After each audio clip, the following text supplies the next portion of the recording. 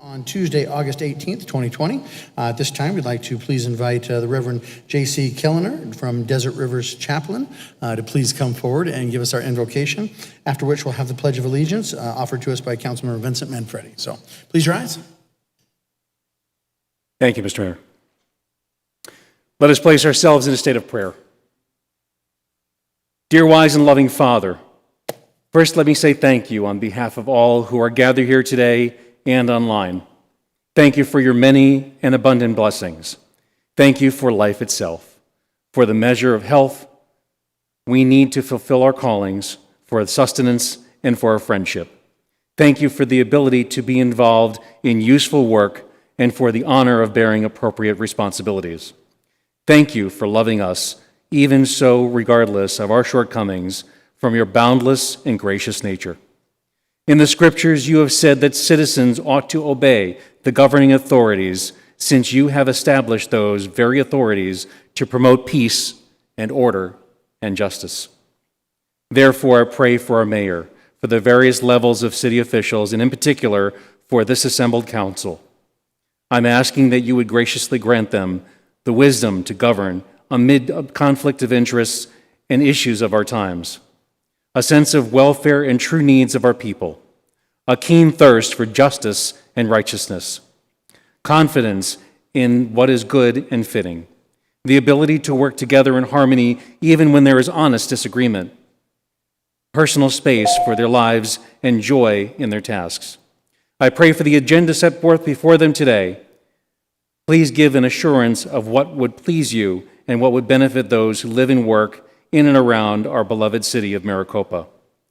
May you bless our city, our state of Arizona, and may you continue to bless the United States of America.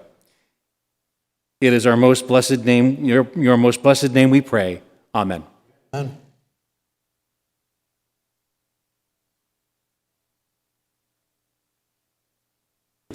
Flag, United States of America, and to the republic for which it stands, one nation, under God, indivisible, with liberty and justice for all. Thank you. Thank you, Reverend. We appreciate it. Thank you very much for being here. That was a beautiful prayer. That'll take us to the roll call, please. Councilmember Brown. Here. Councilwoman Gussie. Here. Councilmember Manfredi. Here. Councilmember Vitiello. Councilmember Wade. Here. Vice Mayor Smith. Here. Mayor Price. Here. Mr. Mayor, we have a quorum. Thank you very much. I'd like to just recognize that Vice Mayor Smith is attending via Zoom with us this evening. Thank you very much, Vice Mayor. We appreciate it. If you need to get my attention, please just interject. Thank you. At this time, that'll take us to a report from the mayor and the council members. Council, I'll turn the time over to you for any of your reports at this time. Anyone like to say anything at this time? Oh, okay. So I'll just take just a brief moment here. A lot going on, a lot of meetings attended. It's one of those hurry up and wait scenarios with everything that's been happening and COVID and everything else. So we are making progress. Lots of going on in the city. We'll talk a little bit about that tonight with the things that are on the agenda, et cetera. So we'll keep that short and sweet and move on to the report from the city manager. Nothing from the city manager at this time. That'll take us to the meeting minutes. Council, I believe that's meeting minutes are 5.1 through 5.3. Is there anything else that needs to come to our attention on these meeting minutes? And if not, is there a motion, please? So moved. Let's try that again. I can't tell who's motioning and who's seconding here. All right, we have Councilmember Brown is the motion and Councilmember Manfredi is the second. Is there any further discussion on the meeting minutes at this time? Seeing none, all in favor say aye. Aye. Aye. Any opposed? That motion carries. Thank you. That'll take us to the consent agenda. Council, I want to give the opportunity, is there any questions on consent? I know that we have Councilwoman Gussie has asked to be recused from item 6.4. Is that correct? No, I'm sorry. I made a mistake. I wanted to make sure that we removed it from consent 6.2 and 6.4 and then I'll make my. Okay, so you're asking 6.2 and 6.4 to be removed. Got it. Okay. Thank you. So at this time, 6.2 and 6.4 have been removed from consent. Is there any other discussion or anything else that you would like to see off of consent at this time? Okay, seeing nothing, is there a motion to approve consent minus 6.2 and minus 6.4? So moved? I have a motion from Councilwoman Gussie and a second from Councilman Wade. With that, all in favor say aye. Aye. Any? Aye. That motion carries. Okay. That'll take us to item 6.2, which will be the first item that we discuss this evening. This is a resolution of the Mayor and City Council of the City of Maricopa, Arizona, approving and adopting a minor general plan land use amendment to change the land use map from public institutional to high-density residential and commercial for approximately 25 acres of land generally located on the southeast corner of Bolin and Porter Road. Councilwoman Gussie, turn it over to you. I would like to recuse myself from 6.2 as I have a business relationship with the O-Jones. Thank you very much. So we have a recusal there. Are there any further questions on 6.2 at this time? Okay. Is there a motion to approve 6.2? We have a motion from Councilmember Brown. Is there a second? Second from Councilmember Wade. Any further discussion on 6.2? Hearing none. All in favor say aye. Aye. Aye. Opposed? That motion carries. Thank you. 6.4 is the other one that's out of consent, so we'll take that back to you, Councilwoman Gussie. As far as the discussion, and I'm sure there'll be action on this item, as we move forward with this agenda item, take into consideration that the county refuses to give my attorney a simple answer. How many of those 400 ballots in question belong to the City of Maricopa, and how many of them belong to Queen Creek? And that is all. Thank you. Okay. And did you wish to recuse yourself from that? Is that what you No, had said? No, I just do not wanted to bring that off for a statement. Okay. Thank you. Any further discussion on item 6.4? Again, this is the resolution of the Mayor and City Council of the City of Maricopa, Arizona, declaring and adopting the results of the primary election held on August 4th, 2020.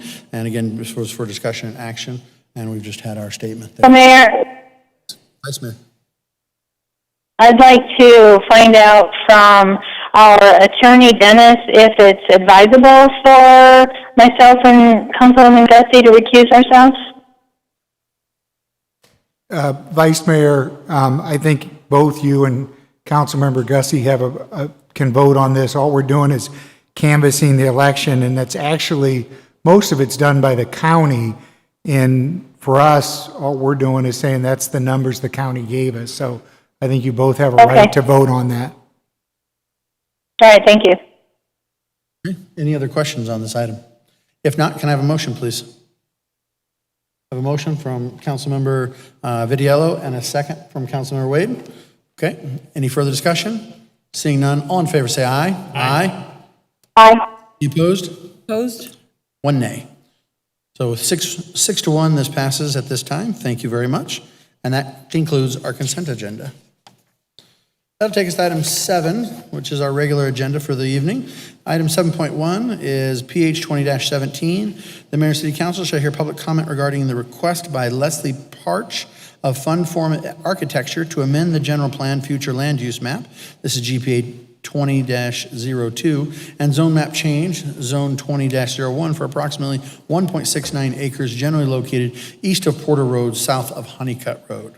And again, this is a public hearing. So please, Rudy, take it away. Mayor, council members, if I may, just do a quick presentation before we go into the public hearing. Please. And also just do a presentation on the action items as well.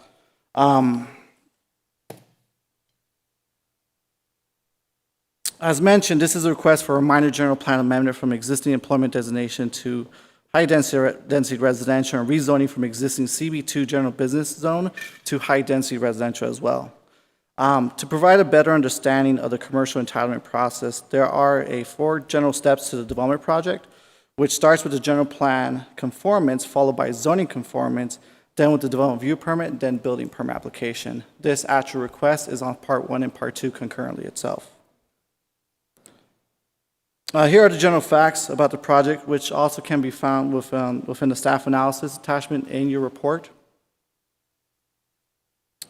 This is the general location. The project site shown in the outline in red generally is south from the southeast corner of Honeycutt Road and Porter Road.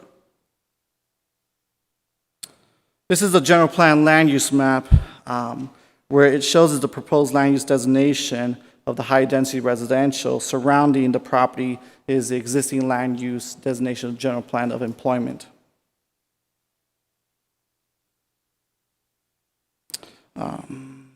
Here's a general description for the employment designation and the proposed designation of high-density residential. The request is considered to be a minor amendment to the city's general plan based on parcel size and infrastructure consideration.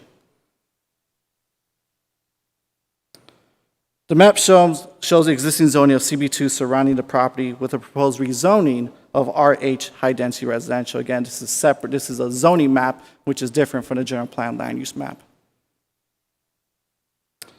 And here's a general description of the existing zoning designation and the proposed zoning designation of high-density residential. One thing to keep in fact, since 5 years ago, we've adopted our new zoning code. We're slowly but surely transitioning of removing the old legacy of Pinal County zoning districts and utilizing our new nomenclature of the new City of Maricopa zoning code, which is the high-density residential.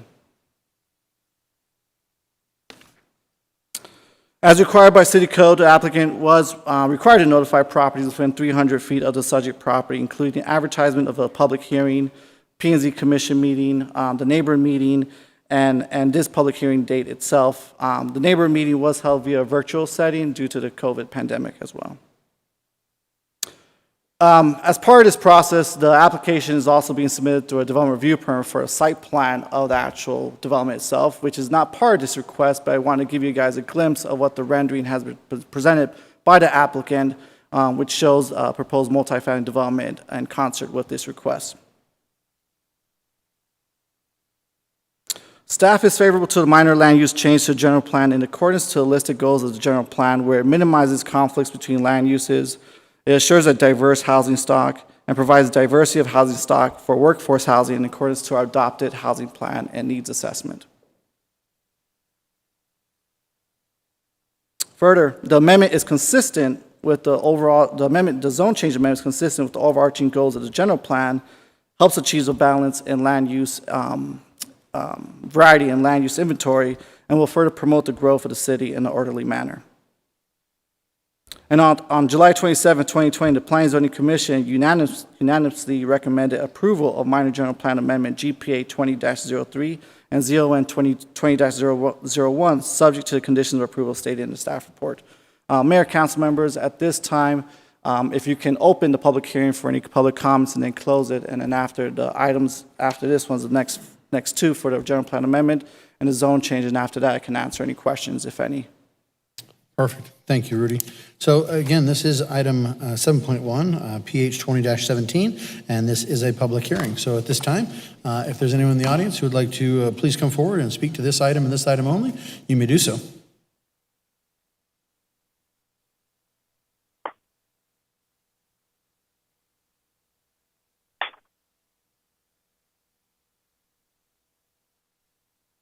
Okay.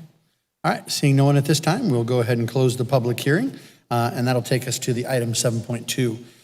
This is the resolution 20-35, a resolution of the Mayor and City Council of the City of Maricopa, Arizona, approving and adopting a minor general plan land use amendment to change the land use from existing employment to high-density residential for approximately 1.6 acres of land, generally located east of Porter Road and south of Honeycutt Road within the City of Maricopa, incorporated limits, as described in case GPA 20-02.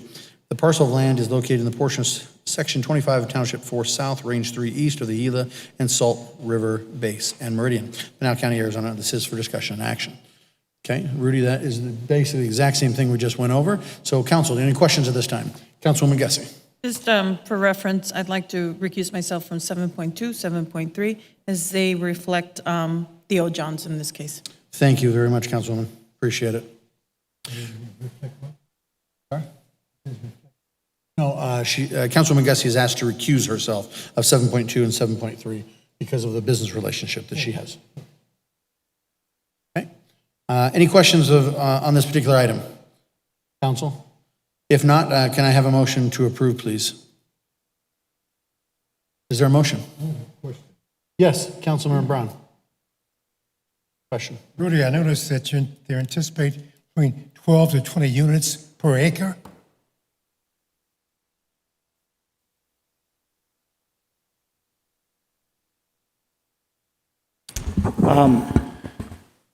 Commissioner Brown, Mayor, that's correct. Right now it's proposed at 16 dwelling units to the acre.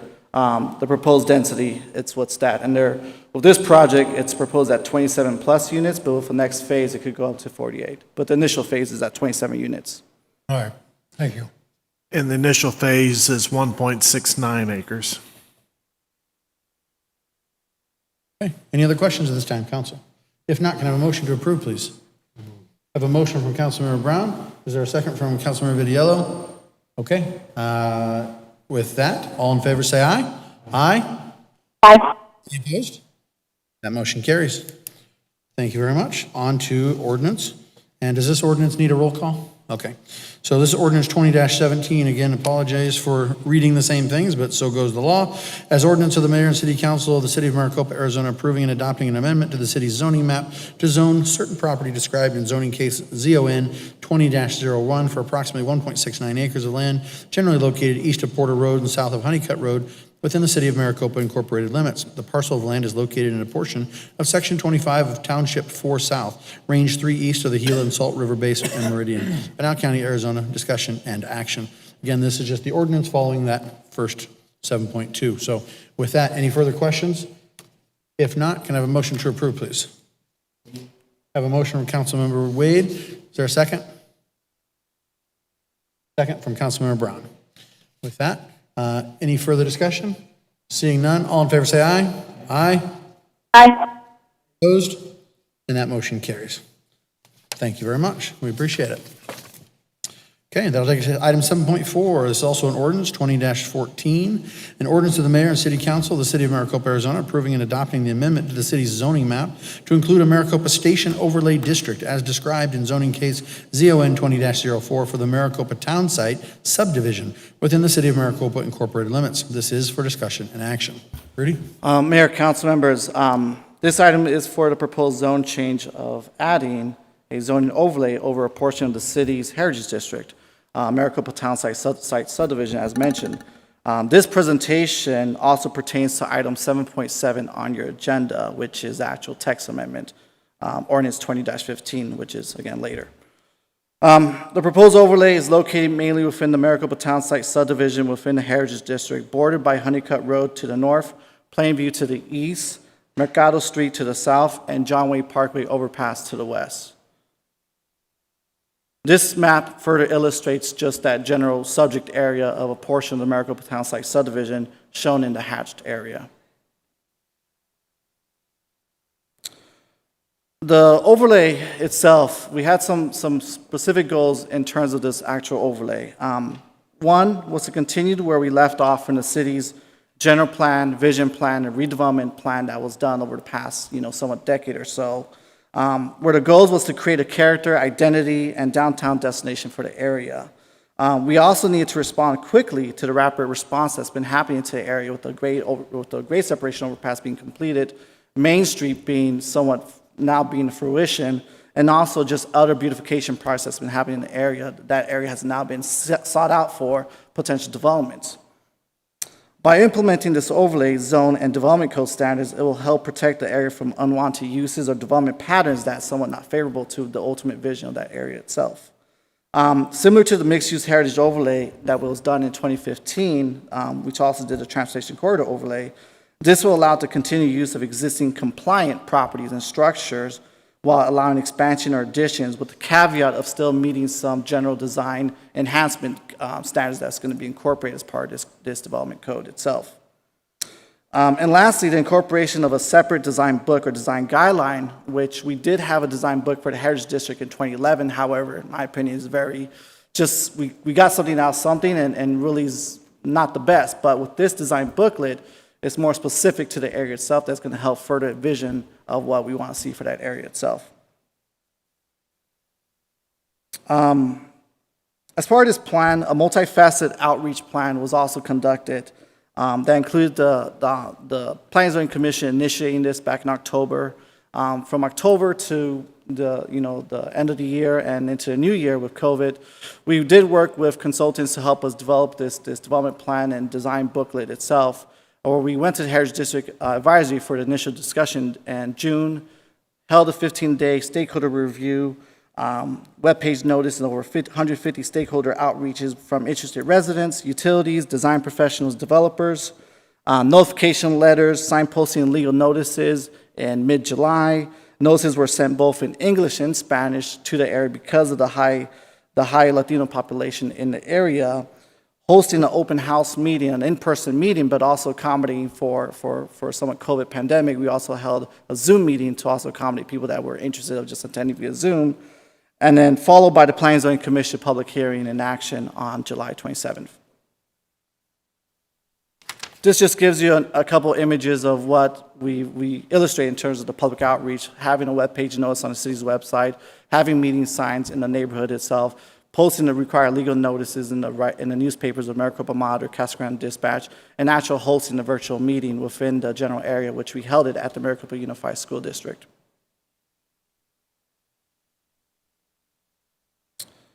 And these are just some of the example slides or example design booklets that's incorporated into the design booklet, where we now have some visionary design, street designs incorporated to what we like to see for that general subdivision area of the Maricopa Town site, now Maricopa Station.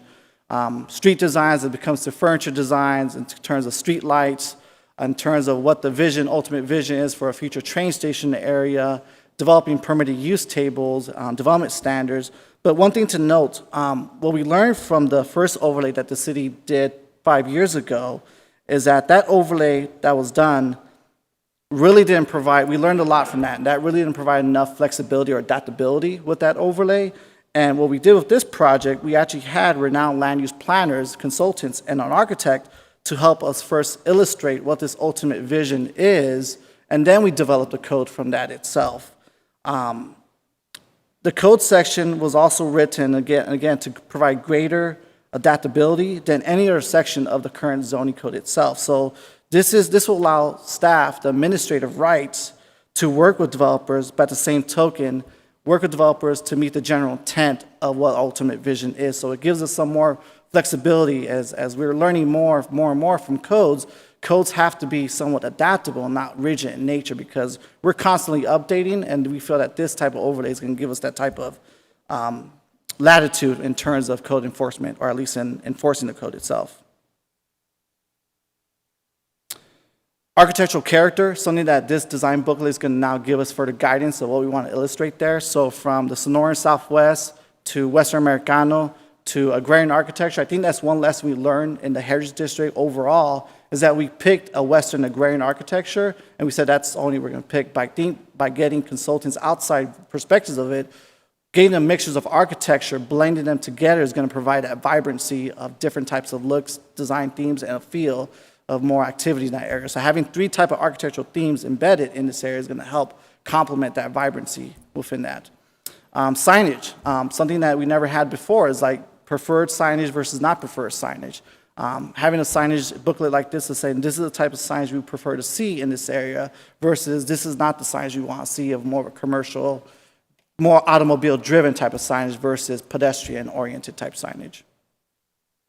And then lastly, again, having with renowned land use planners working with us outside and architects to give us the ultimate vision, this document also provides a very illustrative visionary of what, if everything were to work right and illustrate that and implement it properly, this gave us the ultimate vision and goal of what implementing that code development booklet could look like if done right. So having that type of illustrative image in our design booklet will further advance our goals of the area itself. As required by the zoning code, the commission made the following findings to the proposed zone change request. The amendment is consistent with the general plan. The amendment is necessary to achieve the balance of land uses desired by the city, and the amendment will promote orderly growth within the city as well. As it relates to the text amendment, the commission made the following findings for the proposed text amendment. The amendment is consistent with the general plan, and the amendment will promote orderly growth as well.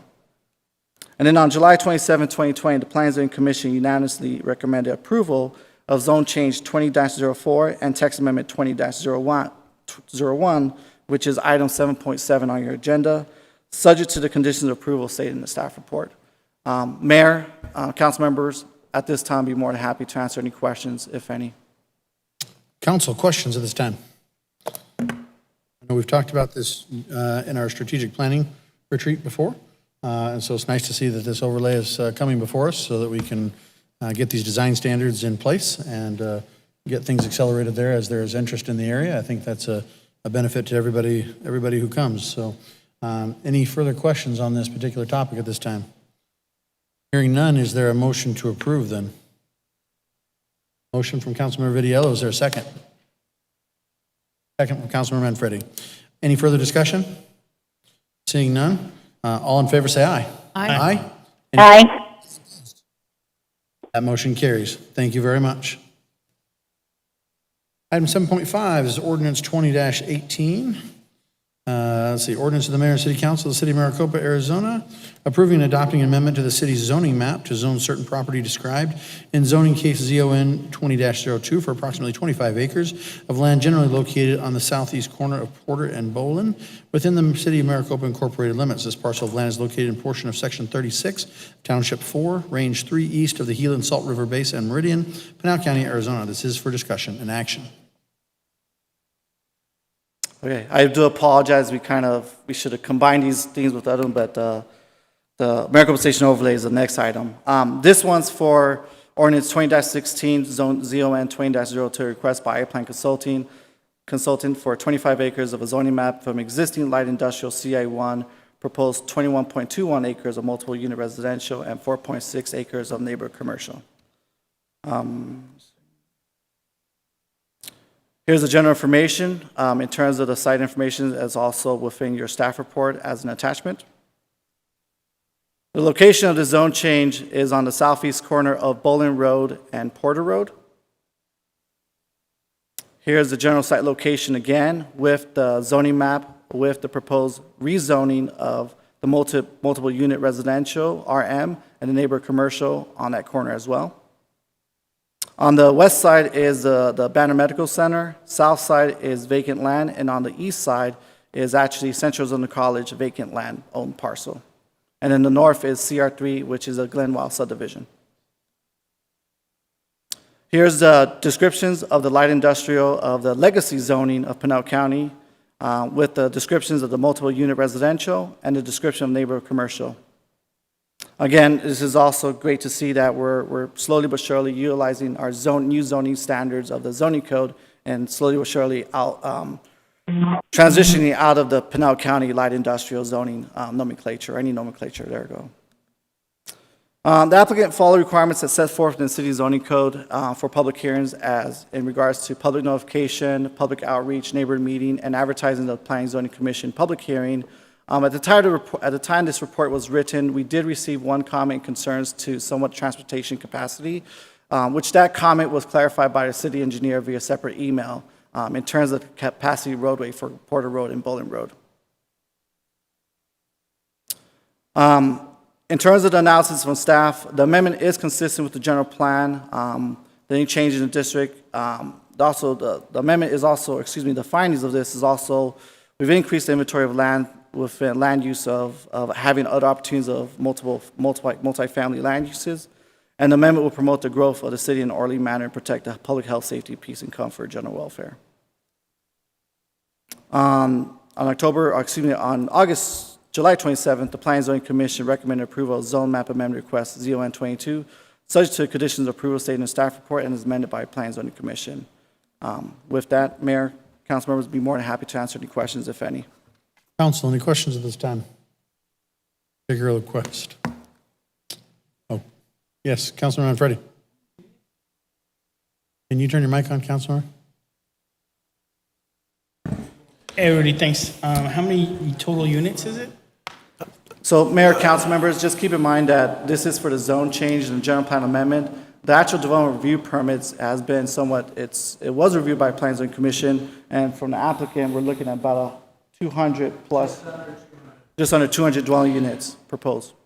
I might also add that these are the bungalow-style units, correct? They're not single-story bungalow-style, not high-rise apartments. Rudy, what about a traffic study? Yeah, as part of the development review permit, which is via separate, a traffic impact analysis was prepared by a traffic engineer and also is still being reviewed as we speak. The actual development review permit is being vetted internally through our review process, and will go to the P&Z Commission within the next 30 or 60 days itself. But it is required to have a traffic impact analysis done by a registered engineer and reviewed by the city engineer as well. But how does that work where P&Z's approved it, it's come before us here at this point, we approve it, but let's say the traffic study comes back as some sort of negated or negatory, or, how does that work?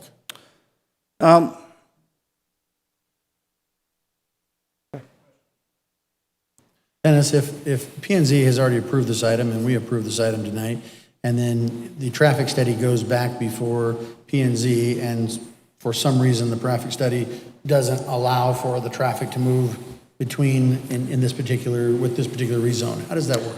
So does the zoning entitle them to do something? Yeah, no, I mean, the zoning is just what can be built there. They'd have to, if it couldn't handle as many units as they'd want to build on it because of the traffic study, that's something they can work through on the site plan and things like that. So what you're doing is saying, given the proper zoning for the property tonight so that they can go forward. If there's something that comes up in the traffic study later on, they'll take care of it later on. So in other words, it does not entitle them to a fixed development program? No, and that's constantly being reviewed currently right now under first review comments for the traffic. So, and at this point, our city engineer has reviewed it, and they're very minimal items to address within that traffic impact analysis. Perfect, yeah, it doesn't, like I said, I understand that there's a separation technically between the two, but people see it as a lot of overlap, so I just wanted to make sure that those two are broken out. Okay, great. I don't have any further questions. Yes, Councilwoman Gussie. I just had a quick question. So 200 units, bungalow style, what is the amount of residents that would bring approximately, given 1.5, or what? How do you calculate? Mayor, council members, we don't have those numbers accurately, but what I understand when it turns to multifamily units, typical average household size for just a single-family residential is about 2.5. With a multifamily development, it's considered to not have the same family type of size, so it's less than that, maybe under 2 or like 1.5 to 2 range at best. So you could look at 1.5 or so times 200 or so, 350 population. Thank you. Thank you. Other questions? Yes, Councilman Vidiello. Was it 1, 2, 3 bedrooms? What is it? Yeah, Councilmember Mayor, I believe there's a mix of 3 bedroom, 2 bedrooms, and 1 bedrooms. Predominantly 2 bedroom.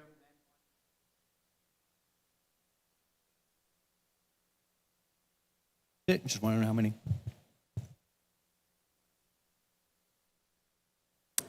Here you go.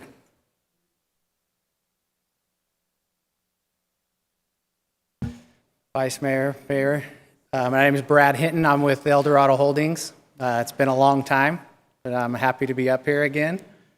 It's been a long time coming, and we have a lot of things, exciting things in the making here. So Mike Ingram's very excited to be developing stuff here in Maricopa, and this is actually a product that Eldorado is going to keep ownership of.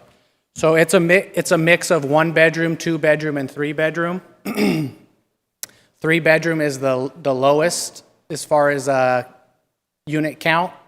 It's predominantly 2 bedroom and then 1 bedroom units. So we consider this more of a luxury apartment complex. Every unit has backyards. It's dog friendly, lots of open space, and it's more of an upgraded apartment living luxury for this type of product. It'd be applicable to council members. Speak for yourself. Thank you. Thank you. Thank you, Brad. Yes, Councilman Wade. Thank you. I was just curious, there would be no tax credits or any of those units are built? These are market rate housing only, market rate housing. I will say this, I want to be cautious that we don't present a plan that's not before us tonight, because things could change before this comes forward to the design, and I don't want our public to understand that these are broad discussions and conceptual discussions, but they are intended to be market rate units. Yeah, this is a zoning issue before us here tonight more than anything, so better stay on that one. We're getting ourselves in trouble. So with that, any further questions on this item or issue at this time? Oh, what's that? Nope. It's going to have a motion to approve, please. So moved. Motion by Councilmember Manfredi. Is there a second? Second by Councilmember Vitiello. With that, can all in favor say aye? Aye. Aye. Opposed? That motion carries. Thank you very much. On to 7.6. This is a resolution 20-37, a resolution of the Mayor and City Council of the City of Maricopa, Arizona, declaring as a public record that certain document filed with the city clerk entitled Chapter 18.76 and Section 18.205.020 zoning code of the Maricopa City Code relating to the rules and regulations relating to the definitions in the zoning code and the rules and regulations relating to the creating of Maricopa Station Overlay District with the City of Maricopa and amending the Maricopa City Code by adding Chapter 18.76 and revising Section 18.205.020 of the Maricopa City Code. This is for discussion and action. So Rudy, I think this is what we talked about earlier, right? Yes, Mayor, council members, that's correct. So this is the resolution as went with the previous. Like Rudy said, we just didn't put them all in order for things happen sometimes. So anyways, this is the subsequent to the previous. With that, is there any questions? Seeing none, is there a motion to approve? So moved. We have a motion by Councilmember Wade. Is there a second? Second by Councilman Agassi. And with that, any further discussion? Seeing none, all in favor say aye. Aye. Aye. Any opposed? That motion carries. Okay, item 7.7, this is ordinance 20-615. An ordinance of the Mayor and City Council of the City of Maricopa, Arizona, adopting Chapter 18.76 and Section 18.205.020 zoning code by reference and providing for the severability and the effective date thereof. This is for discussion and action. This is the ordinance subsequent to the previous. Any further discussion on this? Seeing none, is there a motion? Motion by Councilmember Vitiello. Is there a second by Councilmember Brown? Any further discussion? Seeing none, all in favor say aye. Aye. Aye. Aye. Opposed? That motion carries as well. Okay, item 7.8. This is presentation 20-07. The Mayor and City Council share a presentation regarding various economic and community development achievements. Nathan, take it away. Great.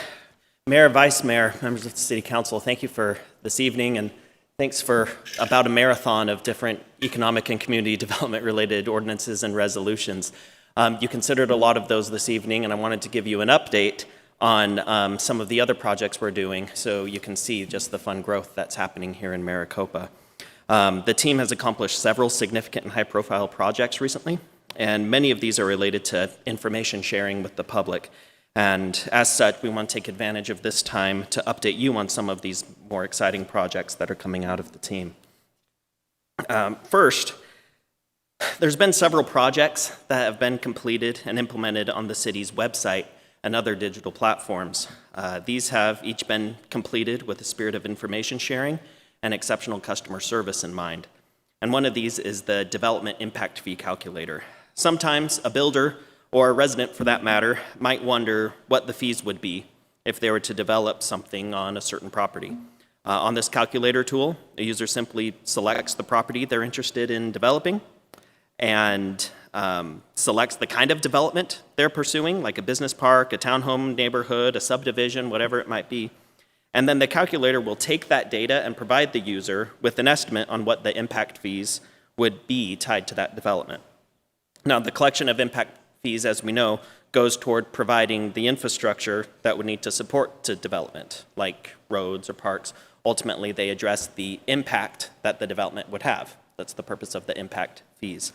And by having this tool available on the website, as it is now available, feel free, play with it.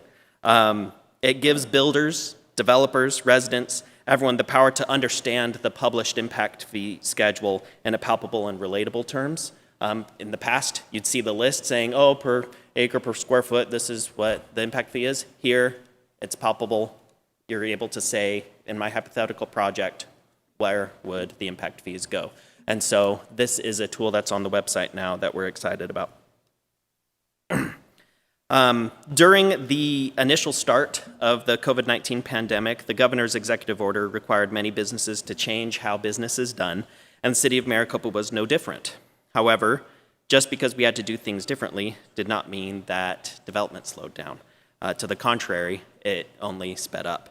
We wanted to make sure our community saw this, and so a digital campaign of several peek over the fence issues were published, and these updates gave our community the good news that building was still occurring at a rapid pace here in Maricopa. And it quickly became one of our most popular social media series, an average of 4,500 views in the weekly newsletter, and it's consistently the most clicked item in that newsletter that's emailed.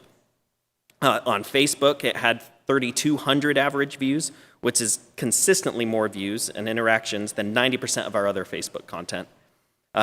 Twitter had over 800 views on average, and LinkedIn had an average of 300 views that the professional community could see. And due to this success, we will continue this series. This isn't going to be just a quarantine series. Because of this success and popularity, we're going to continue peeking over the fence and peeking over the plans series even after we return to relative normalcy. We'll continue sharing this information. And it leads ultimately to an average of 100 daily clicks to our digital map, whatsnewmaricopa.com. This is a map that we always like to tell people about, and even with prospective restaurants, home builders, whatever the developer or builder might be, they come in and they are interested to see, well, what's going on in Maricopa? Tell me where the building is occurring. Our online interactive map, whatsnewmaricopa.com, gives residents the ability to see all of the development projects coming in and out of the community. The projects are organized into 3 separate categories: those that have received planning approval, those that are currently under construction, and those that have been recently completed in the last year or two. And this website app is updated regularly as projects are constantly coming through for planning approvals. And you'll note, though, that this map shows commercial developments, religious developments, educational developments, nonprofit developments, and multifamily developments. Regarding multifamily developments, the city is going to see the addition of more than 450 new homes that provide a little more variety than just the larger single-family home that currently exists in Maricopa. These additional homes lead to more commercial activity and, most importantly, more jobs. All of these developments, once it's all said and done, will bring more than 1,200 jobs to the community, with a total economic output of roughly $1.4 billion. These developments will continue to strengthen the economy of Maricopa. And while that previous map, the What's New Maricopa, showed commercial, educational, and multifamily and other developments, there's one thing that was not featured that we're also building tremendously: the completion of our residential subdivisions. The residential lot count maps is also available there on the website. It shows each subdivision and provides a status on how close they are to being 100% completed. It also shows other subdivisions that are planned. So you can click on any one of those, and it will say how many lots still need to be built, how many are completed. We've been able to share this map with interested commercial entities like retailers or restaurants, and mainly they want to see, well, what's Maricopa's population going to be? Every single time we've shared this one and the previous one, they've smiled and said, all right, we want to be a part of that, as you've seen. Maricopa is still growing quickly by really any way you measure it. Single-family homes are no different than that. In July alone, the city permitted 129 new single-family homes. That's the second busiest single month in the past 6 years in Maricopa. That was just in July. You add that to the 48 multifamily housing units in July, and we added 177 new homes for families. This industry shows no signs of slowing down. All of these maps are available online. All that data is online. And if you scroll just to the I Want To tab on the homepage, you'll see a section devoted to maps and data. And there's really enough there to keep any interested Maricopa resident or any planning geek interested and entertained for hours and hours. Now, I want to talk about a couple other projects. The city has a fantastic public services team led by Director Mike Riggs. One of the projects done in partnership with his team is the beautification to John Wayne Parkway, State Route 347. A mixture of shade trees accent plants, decorative steel, and other elements will greatly improve the aesthetic of the most traveled street in Maricopa. Remember, several months ago, the mayor, vice mayor, and the council approved a master maintenance agreement with ADOT that allows us to make improvements along this stretch of State Route 347, along John Wayne Parkway here in Maricopa. That was the important first step. And as you can see, work is being done to take care of the next step, which is to make these improvements, to improve the aesthetics, to create a space that is uniquely Maricopa. Solar lights will also be installed in areas throughout the Heritage District where there's no current ED3 infrastructure. They'll provide light to areas that are currently dark at nighttime, which will make these areas safer. The in-ground foundations have already been laid, and the installation of the lights and poles will happen one light at a time over the next couple months here. And so it's excited to see that improvement go in.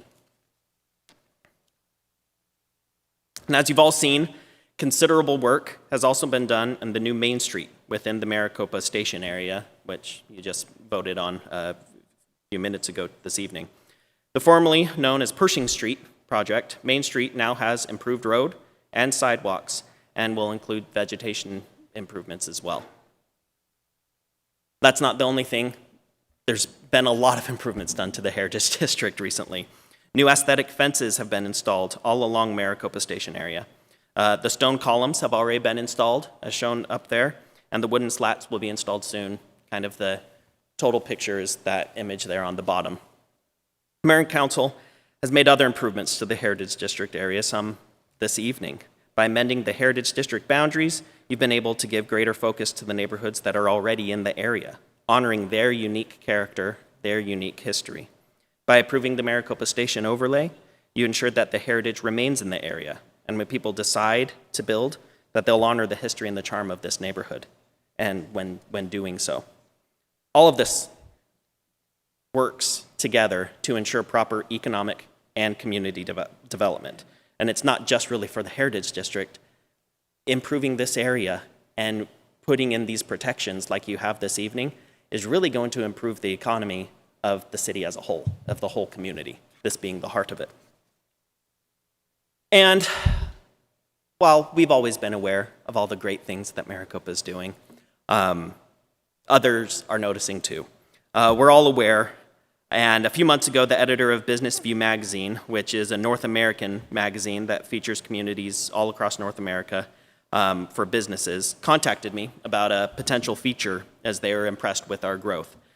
We had it planned originally for March, but with the executive order and other stuff that was happening, you can imagine journalists had a little bit other things they needed to write about at that time. And that was fine. The article was stalled, but in July we were contacted again, and they asked very first, how are we? Are we doing okay? The editor told me that I was the first person representing a community that had good news to share. And we talked for a while, and between the incredible rates of building permits coming in and the improved bond ratings and everything along with it, they decided that they wouldn't just feature us in it, but we would be the feature article, which is shown with us being on the cover in August. They're also going to provide us with a brochure that includes only the Maricopa story. We'll print a few copies of that to share with our residents, with our community, and with those interested in joining our community. So overall, I just wanted to thank each of you for your leadership and with your vision that enables all of these great things to happen. And it's a fantastic team, and it's just a delight to work on each of these projects. So just wanted to thank you for that. We're going to keep it coming. Thank you, Nathan. We appreciate it. Council, any questions or comments this time? Just one question. Nate, in your illustration, the fences, how high will those fences be? It's scheduled to happen over the next few months along with all of the other improvements that are there. As you saw, the stone columns are already in place, so all that's left are those wooden slats, which should happen in the next few months. How tall are they? How tall are they? I think they're only about 3 or 4 feet. The columns are about 5 feet, but the railings will be between 1 and 4 feet. There's 3 railings, I believe. Yep. All right, thank you. And they're intended so you can see through them. They're more aesthetic than security. By the way, if I may, Mayor, we ought to, about a little over a year ago, you approved the hiring of a GIS technician. And most of these mapping, all these things have come courtesy of him, Jim Yeah, Jim Johansson. Johansson. And so it'd be nice to just recognize him. He's been tremendous in helping us with all of these programs and making it all work, so. Thank you. Councilor Vidal. First of all, Nathan, thank you. Okay, without you, obviously, we can't get a lot of these things done. But I wanted to ask you about the center, how we're going to beautify from cobblestone all the way down, let's say all the way through. A lot of people have been asking me, can we do art? Now, you know, you don't want to ask me about art, but in general, a lot of people have been mentioning like iron horses and Right. whatever it may be. So is that something that's in consideration, or is it just trees and? Yeah, which was already part of the council-approved strategic plan for the city, was to adopt a public art program. That is in the works. It's not really my news to share, but there's some really fun things coming that you should be getting an update very soon on that will incorporate public art throughout the entire community. And the other thing is the monument. Welcome to Maricopa. Right. As part of all of these beautification efforts along John Wayne Parkway, there is still a plan to have a very clear entrance into the city that is consistent with all of these beautification efforts. Thanks. Council, if I may, you know, art is in the eye of the beholder. So there are a couple of things. When you're in the right of way, we have to be careful about accidents, hitting, line of sight, those type of thing. And art can be comprised of landscaping and streetscaping and other things. But we are looking at some additional art. The other Nathan Olliott has been tasked to work to put together an art master plan for public art. But along with that, we have to figure out how to apply community standards to the art, because as you can imagine, there can be a number of different ideas about what's appropriate and what's not. So there are, you know, it's a slow process to make sure, and we'll work with legal to make sure that we make sure that our art program represents the community standard at the end of the day. But yes, that is forthcoming. I actually reviewed a draft today with Nathan and Jennifer Brown, and they're working with the Arts Committee and others, and that will be coming forth at a future date. Other questions, council, this time? Nathan, thank you again. Please tell your staff, thank you for putting all these things. You guys are where the rubber meets the road, so we appreciate all you're doing for us. Thank you. Thanks to all of you. That'll take us to item 7.9. This is the mayor and city council shall discuss and possibly take action on appointing one citizen to fill the vacancy on the Public Safety Personnel Retirement System Board. This is for discussion and action. Council, as you know, this one is a little interesting. It's different than the merit board, which will be next. This one falls to me to make the decision. It does require your ratification. I did have the ability to speak to, I think we all in this room know Rusty Akers. Did have the ability to speak to Mr. Christopher McHenry on this. While both are qualified, Mr. McHenry also has served on a Board of Adjustments in another city. He is very interested in serving on Board of Adjustments again. And so, you know, if we didn't choose him for this position tonight, he would be still in the bank. And as openings come up on the BOA, he would certainly be interested. So, you know, to keep that in mind, I think that at the end of the day, I personally would like to appoint Mr. Rusty Akers to this. And so I would certainly seek your counsel and hopefully agreement on that. But at the same time, I did counsel Mr. McHenry to participate in the Citizens Leadership Academy, to which he wants to do so, and also, again, be on some of these other committees or commissions or boards, the BOA specifically. So that is my appointment at this time, Mr. Rusty Akers, and certainly would appreciate your support on that. Is there any questions or concerns on Chair of that? that committee, Mr. Mayor, I welcome Rusty coming aboard. Great, thank you very much. Any other concerns or issues on that this time? Mayor? So I had a conversation with Rusty Akers as well and encouraged him to apply. And I believe with his experience in various elements of the city in the past that he'll be a good person to appoint for this committee. Thank you, Vice Mayor. I appreciate your comments.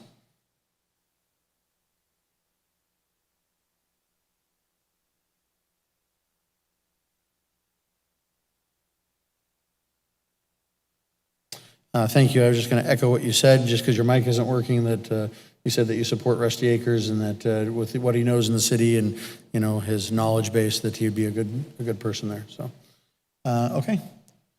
With that, I would like to motion that we approve Mr. Rusty Akers at this time. Is there a second? Second by Councilmember Manfredi. Oh, and with that, can I go ahead and receive approval by saying, all in favor say aye? Aye. Aye. Thank you. Any opposed at this time? Thank you. That concludes item 7.9. Item 7.10 is a little different. This is the mayor and city council shall discuss and possibly take action on appointing citizens to fill the vacancies on the merit board. This is for discussion and action. Just by way of info, at your seat, you also had 3 potential candidates there. The merit board has been something that's been in our code for a long time. It received use in 2008 and 2009, maybe even 2010, but I don't remember much use since that. And so we have one person whose term has expired on the merit board. That is Mr. Tramel Sanhaja. Many of you may know him. He has served since 2010. He was an alternate, and then he was appointed to the board when some of the board members fell off. That's how you do this. You appoint the members and an alternate.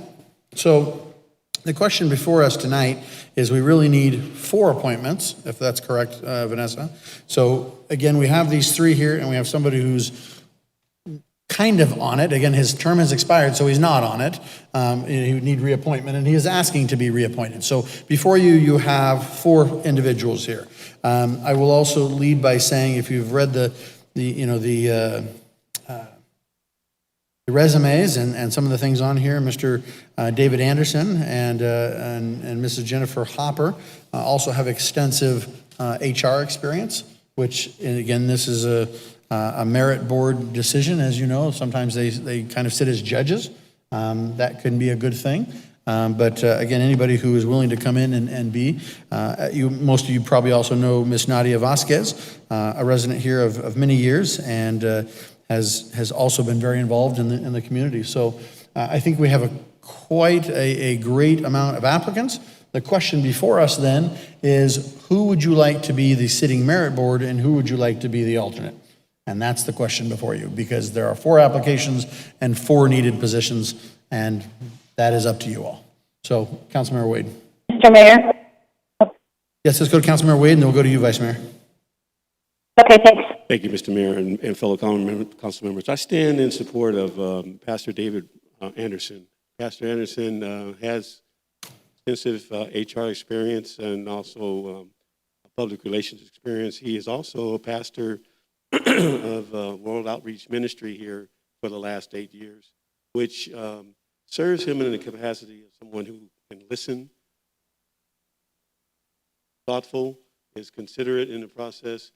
I've known him for several years, and I've always known him effective, somebody that. So I highly encourage my fellow colleagues to support Mr. Anderson, Pastor Anderson. Thank you, I Councilmember. would support that nomination. Okay.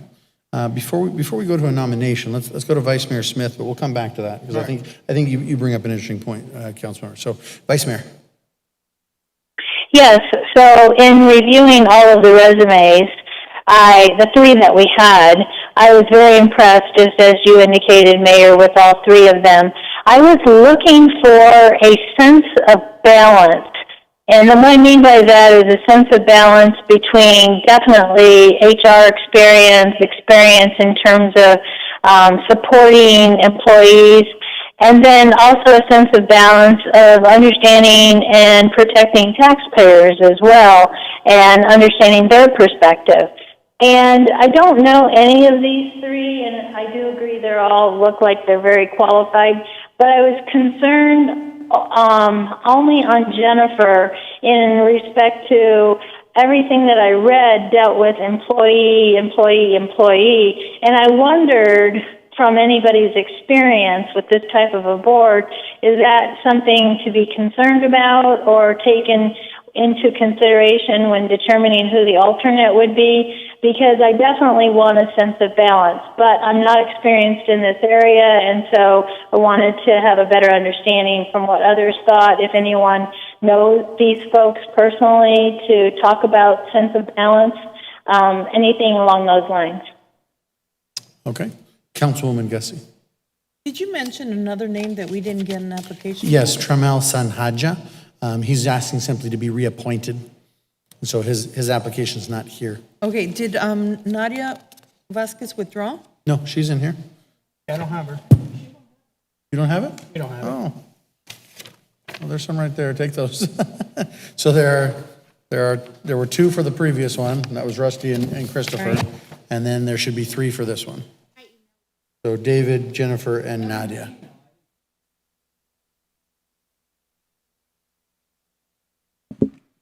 I'm sorry, can you review the names one more time? Absolutely. So we have David Anderson, Okay. we have Jennifer Hopper, and we have Nadia Vasquez. Yeah, we don't have that. And then Tramel Sanhaja is asking to be reappointed. And you don't have it, would you like mine? No, I personally know Nadia. Okay. Right. No, I'm sorry, I thought you guys had all the So- papers here. So regarding Mr. David Anderson, I've known him for many, many years. I think he's a reputable individual. I really do, I will tend to agree with what's already been said about Mr. Anderson.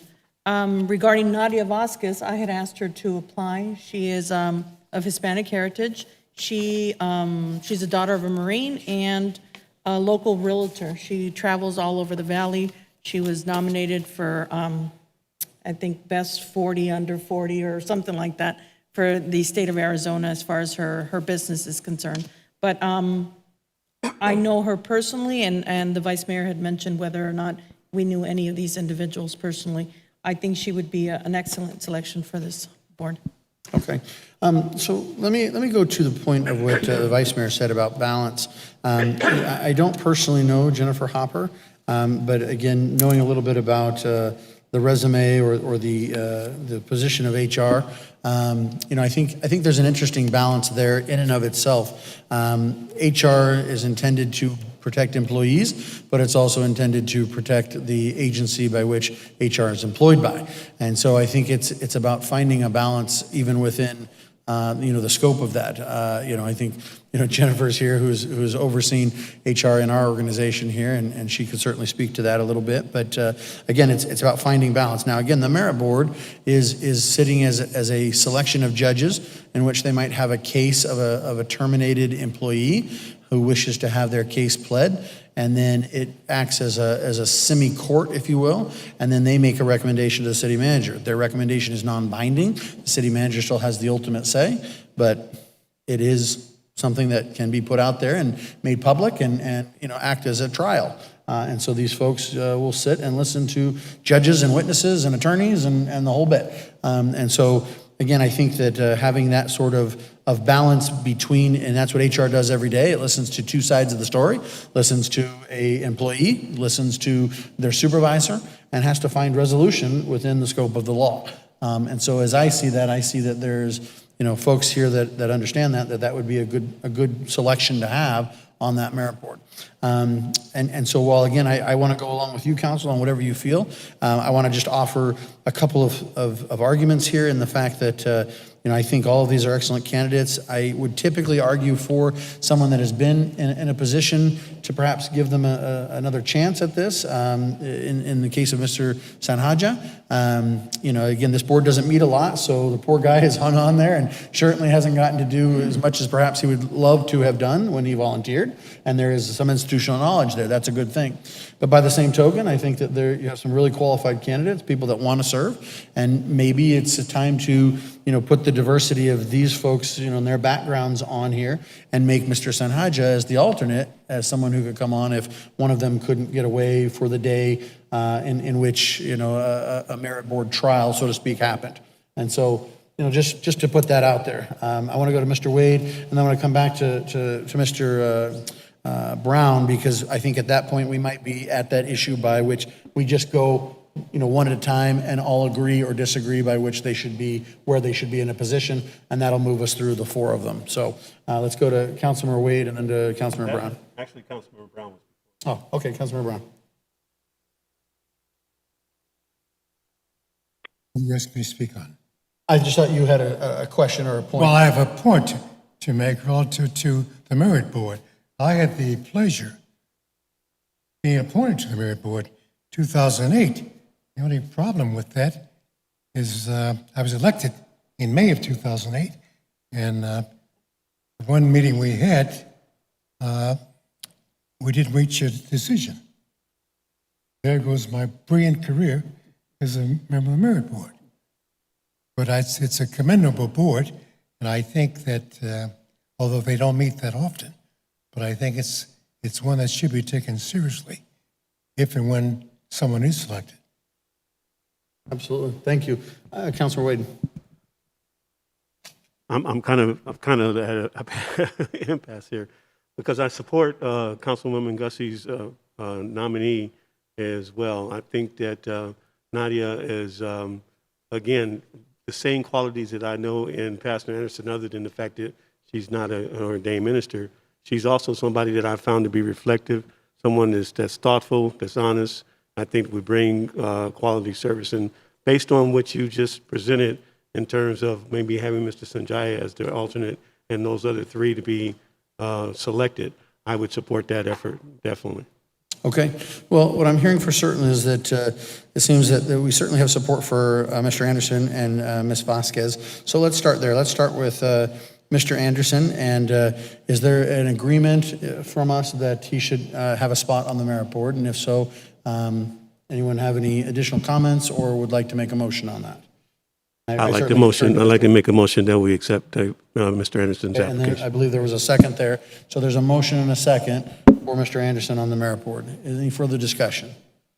Seeing none, all in favor say aye. Aye. Aye. All right, so Mr. Anderson occupies the first spot. The second spot that we're talking about is Ms. Vasquez. Again, Nadia Vasquez is very competent and qualified, an excellent choice. And again, is there any further discussion on her at this time? If not, want to have a motion, please? So there's a motion. Is there a second? Second. And a second. Any further discussion? Seeing none, all in favor say aye. Aye. Any opposed? Aye. So Ms. Vasquez occupies our second spot. So really what it comes down to is the discussion that we need to have between Ms. Hopper and Mr. Sanhaja, and pick one for the third spot, and by default, the other will get the alternate. So anyone like to speak on that? Mr. Manfredi. Christian, so what we do is all four are going to sit in attendance, correct? And then only if one can't make it, the other one votes, or? Historically, there's three on the board, but when they try to schedule a meeting, a lot of times one of them can't make it, so we always want to have an odd number, and so that's why we have the alternate. But we don't require all four to show up? No. We'd have them show up, like if we were doing a training or something, we'd have all four of them show up, but if it was an actual hearing, the alternate could come and watch, they just wouldn't be able to vote. We generally encourage the fourth to attend because sometimes these take multiple meetings. Right. And that way, if someone has to fall out, they're not at a disadvantage. They had heard all the testimony, so that's A helpful. merit case can be 4 or 5 different. It's just the alternate won't vote unless they're part of that group. Yeah. So. Okay. Yes, Councilwoman I Bessie. just wanted to add, while we don't have Mr. Sanhaja's resume, I didn't get it. Do we have it? I don't have it either. Okay. I just wanted to add, he is a former police officer. He's been willing to, since the 10 years that I've been up here, he's been willing to serve on the board. He is a very reputable gentleman, which would be an excellent choice for this, but. Yeah, I think, I agree. I think he's given to the city. So if he's wanting to stay on the board, I think he should stay on the board. And then Jennifer would be the alternate. That would be mine. But Okay, Council, look to you for additional questions, concerns, ideas. Okay. Vice Mayor, do you have anything on that? I'm just pondering it. I heard your points regarding being an HR director, and I know that from my experience in different companies, the HR director does support both sides of the discussion. It just is a little bit of a concern to me that her entire discussion was directed on employees. So I think I would favor in the direction of allowing Mr. Sanjaya to remain on the board and have Jennifer as an alternate. Okay, I think then, council, can we have a motion to approve Mr. Sanhaja as the third spot, and we'll reappoint him? It seems to be where the general consensus is, and then by default, then we would move Ms. Jennifer Hopper to the alternate spot of the merit board. With that, can I have a motion, please? I have a motion by Councilwoman Gussie. Is there a second? Second, if you want it. Second by Councilman Manfredi. Okay, and any further discussion? All right, seeing none, all in favor say aye. Aye. Aye. Aye. Any opposed? And that motion carries.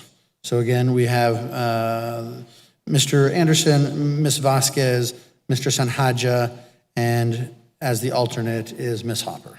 Okay? Perfect. Council, that concludes our meeting for this evening. Thank you so very much. We appreciate your time. And with that, we will convene, I think, do we have a meeting, the first meeting in September, or is it, I can't recall. Okay, I couldn't recall. Perfect. All right, great. So we'll convene here in 2 weeks. With that, can I have a motion to adjourn, please? Have a motion. Is there a second? Second right there. All in favor say aye. Aye. Any opposed? Motion carries. Thank you very much. We'll see you in 2 weeks.